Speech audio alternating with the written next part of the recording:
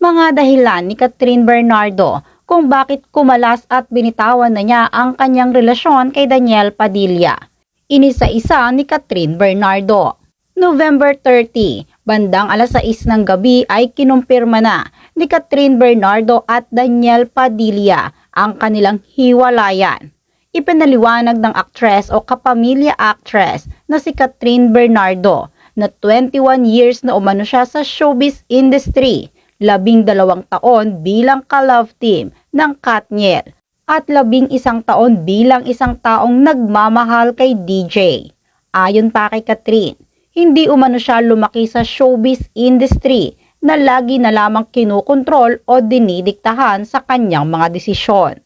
Ayon pa sa kapamilya actress, pinaghirapan niya umano ang lahat ng kanyang natatamasa ngayon, maging ang pagtitiwala ng kanyang mga taga-suporta.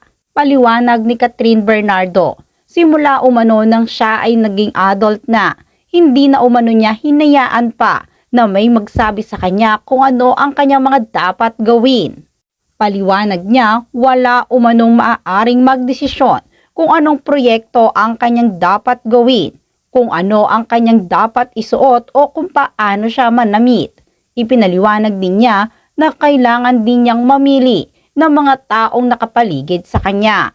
Ipinagdiinan din ng kapamilya actress na siya umano ang dapat na nagdidesisyon para sa kanyang sarili, lalo na pagdating sa pag-ibig.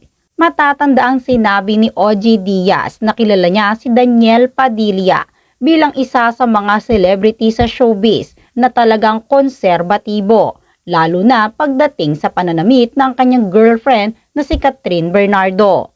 Sa mga sinabi ni Catherine Bernardo na, I took it upon myself to take charge of my own life, the way I dress, the people I surround myself with. Ay tila isa umano sa mga naging problema ni Catherine Bernardo at Daniel Padilla dahil tila ayaw payagan ni Daniel ang mga damit na isinusuot o nais isuot ni Catherine Bernardo. Isa pa sa mga binanggit ni Catherine Bernardo, the people I surround myself with. Matatandaan noong October 16 ay nakitang magkakasama sina Dominic Roque, Catherine Bernardo at Ria Atayde na siyang madalas makita na kasama ni Catherine Bernardo at Daniel Padilla sa kanilang mga date. Isa si Dominic Roque sa mga itinuturing na malapit na kaibigan ni Catherine Bernardo sa showbiz industry at naging matamlay ang kanilang pagkakaibigan nang tila nagkaroon ng hindi pagkakaunawaan si Daniel at si Dominic. Ipinaliwanag din ni Catherine Bernardo na ang kanilang pagmamahala ni Daniel Padilla ay tunay at hindi pagpapanggap lamang para sa mga proyekto o mga pera na darating sa kanilang love team. Binanggit din ng kapamilya actress na ilang buwan na ang nakakalipas nang sila ay maghiwalay ni Daniel Padilla.